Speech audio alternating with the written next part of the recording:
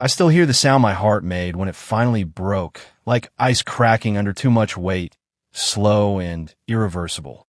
That exact second, my own mother looked my little girl in the eyes and said, with the coldest smile I've ever seen, "Sweetheart, this party is only for the real grandchildren. You can wait in the car."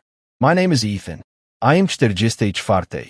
I spend my days drafting ironclad wills for strangers, making sure their final wishes actually matter. But nothing prepared me for the moment I realized my own family had already written my daughter out of theirs. We'd driven almost an hour for my mother's 70th birthday. My 9-year-old, Sophie, had saved every coin from her allowance for weeks to buy a delicate rose-scented candle and lotion set. She wrapped it with shiny paper and a lopsided purple bow she tied herself, practicing her happy birthday grandma in the back seat the entire ride, voice full of pure sunshine. I should have known better. The warning signs had been there for years. Small, sharp cuts I kept bandaging with cash and silence. The way my mother always introduced Sophie as Ethan's girl instead of her granddaughter. The way my sister Claire's kids got mountains of presents with their names stitched in gold, while Sophie received whatever cheap leftover toy was on sale. The way Claire would sigh dramatically and say, "You're so lucky you only have one. Must be nice not having to juggle everything." As if raising a child alone after her mother's overdose was some kind of vacation. I paid for everything. I covered my mother's property taxes when she forgot the forms. I bought Claire a new SUV when hers died.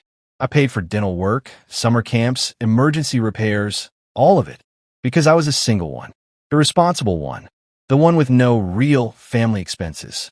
I told myself it was love, but love doesn't feel like ransom. That afternoon on her porch, as Sophie's small hand turned cold in mine and her excitement slowly died in her eyes, something inside me finally went quiet. My mother took the brightly wrapped gift without even looking at it. I reached into my coat, pulled out a plain white envelope, and placed it in her hand. "Happy birthday, Mom. Read it when you're alone." We didn't stay. I turned around, walked Sophie back to the car, and drove away while laughter and music spilled from the house behind us. She didn't cry until we were halfway home, just silent tears rolling down her cheeks as she stared out the window. Did I do something wrong, Daddy? That question nearly destroyed me. That night, my phone exploded. Dozens of missed calls, furious texts flooding in. My mother, my sister, even distant relatives I barely spoke to. I turned the phone face down and went to check on Sophie. She was asleep, clutching the little stuffed rabbit I'd bought her the week her mother died. I sat on the edge of her bed and whispered the promise I should have made years earlier. No more. They had no idea what was coming. 3 years earlier, when my father passed, he left me.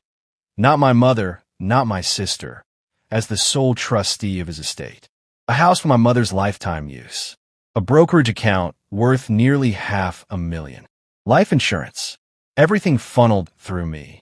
For years, I'd quietly paid every extra bill from my own pocket. After that birthday, I stopped.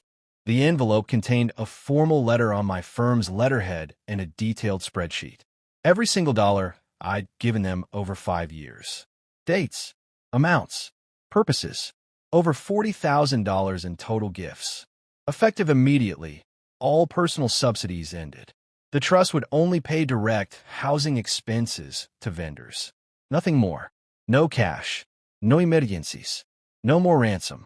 Claire showed up at my office the next morning, mascara running, voice cracking. "How could you do this to Mom on her birthday?" I looked her dead in the eyes. I didn't do anything to her. I just stopped letting both of you do it to us. My mother left voicemails that tore at me. "I'm your mother, Ethan. How can you treat me like a stranger?" I finally picked up one call. "You treated my daughter like a stranger first. On your front porch. In front of everyone." The silence that followed was deafening. They called me cruel, heartless, ungrateful. They told everyone I cut my own mother off completely. But here's what they still don't understand. I never touched the trust. My mother's house is still paid for. The insurance is covered. She has everything my father wanted her to have. What I cut off was the extra. The guilt money. The bribes to keep pretending we were one big, happy family. The real betrayal wasn't in the envelope. It was the fact that for 9 years, They made my daughter feel like she was never truly blood, never truly wanted, and I have been funding their comfort while letting them erase her. Months have passed. The phone stays mostly silent now. Sophie and I have built something real: Sunday pancakes, Friday movie nights, bedtime stories where she laughs again. She doesn't ask about grandma anymore. And every time she calls me dad with that soft, certain voice, I feel like I'm finally choosing the right family. The one that chooses us back. I still lie awake some nights wondering, if it was your child standing on that porch, gift in hand, being told they didn't belong, would you have stayed silent? Or would you finally draw the line and choose your real family? Tell me in the comments. I read every single one. If this story hit you,